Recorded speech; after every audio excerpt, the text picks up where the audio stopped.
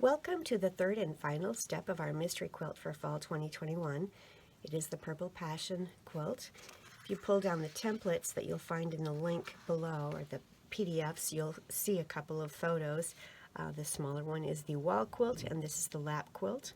And today I'm going to be showing you how to do the pieced borders for this quilt.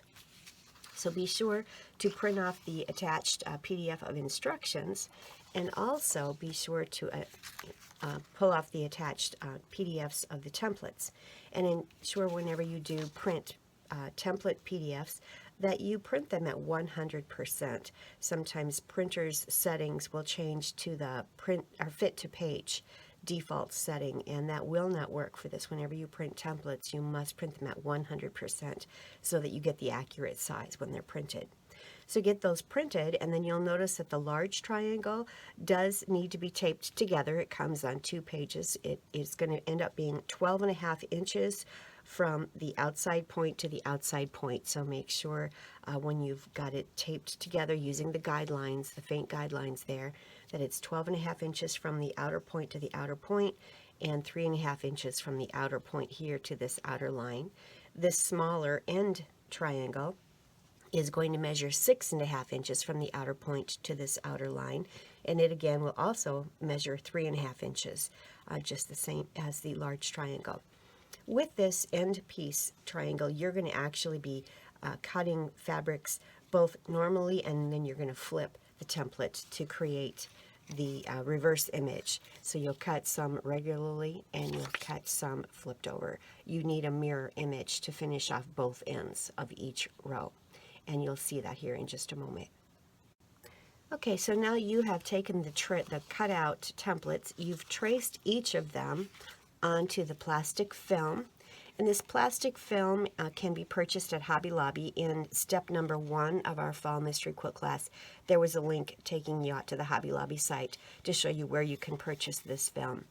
And so trace those, cut them out, and have them ready so that you can cut out your actual fabric.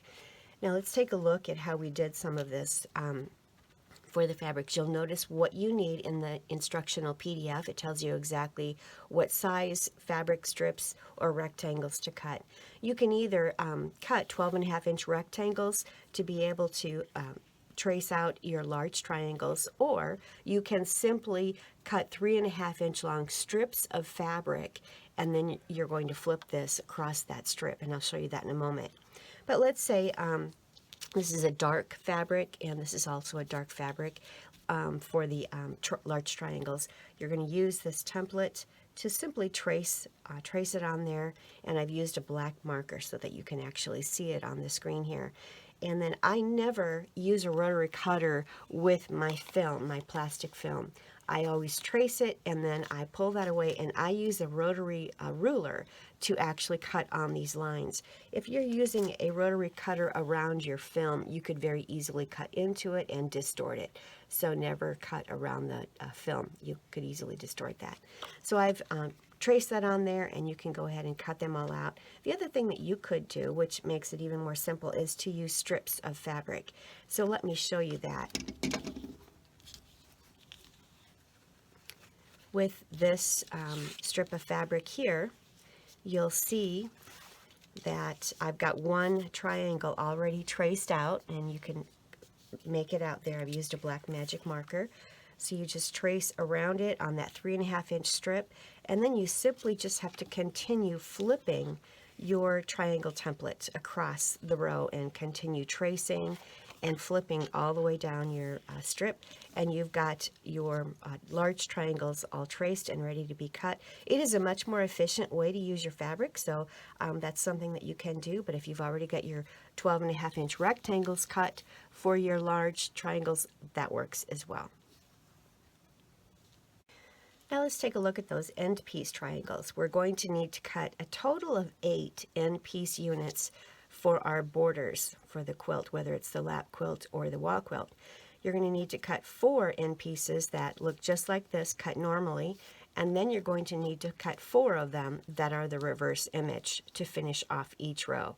So ensure that you're cutting 4 of each size. A simple way to accomplish that is to just make sure that you have fabric strips cut together.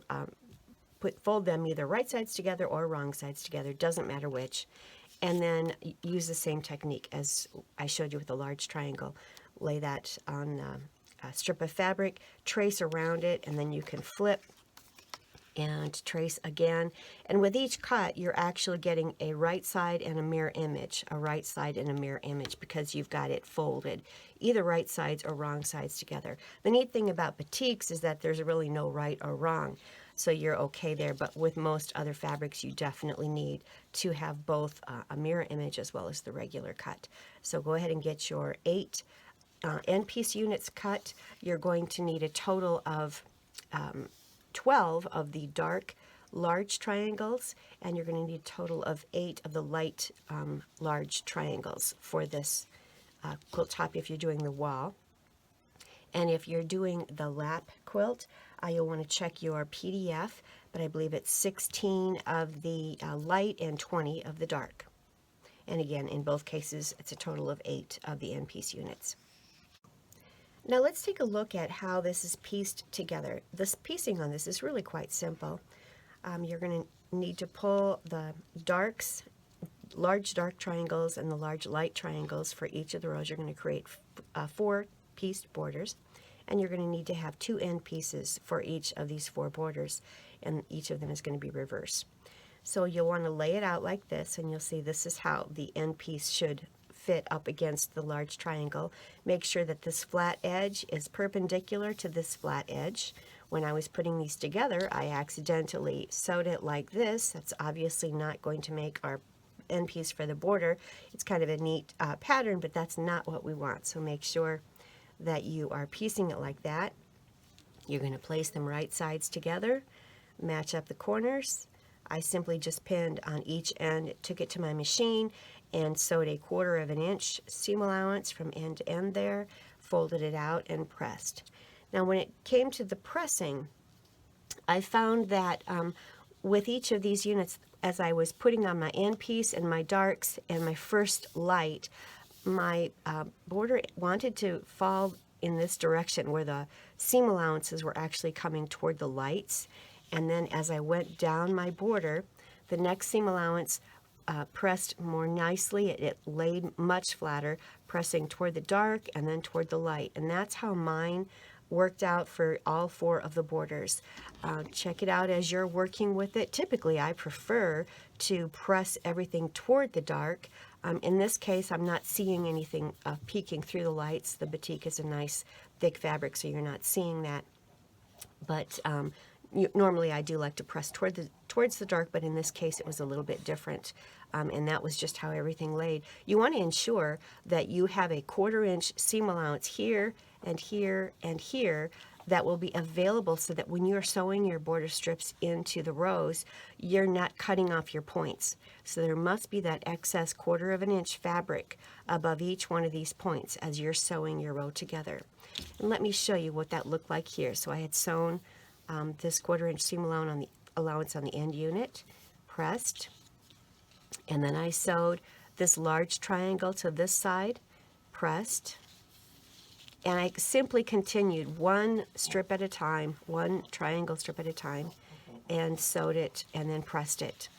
And it went together beautifully. So you're going to have, for the wall quilt, you'll have 3 darks, and those darks, when you do press it or sew it to your quilt top, you're going to want to make sure that the darks are the triangles that are actually facing or touching the center of your quilt, as you'll see in the photo. You'll see here that the darks encircle the center of the quilt, and it just makes that quilt pop. Same thing holds true for the lap quilt. All of the darks are encircling that and touching the center of the quilt, makes it just pop. Of course, all of the color combinations and the values that I'm suggesting in the pattern are just that, they're suggestions. Some of my students have reversed some of the mediums and the lights, or the mediums and the darks, and their quilt has a completely different look to it, just beautiful. So it's something that you can play with and just have fun. So once you have your 4 pieced border units together, you're going to be adding corner squares or cornerstones to 2 of those border units. So I've got 4 of these salmon colored 3.5-inch squares cut and ready to be sewn on to the end of this unit. Simply, you're going to take it up to the end piece there, lay it right sides together, so 1/4 of an inch seam allowance, and then you're going to have these on both ends, and you're going to do that for 2 of the piece border rows. You'll see here in the PDF that I have those squares on the ends of both the wall quilt borders and the lap quilt borders.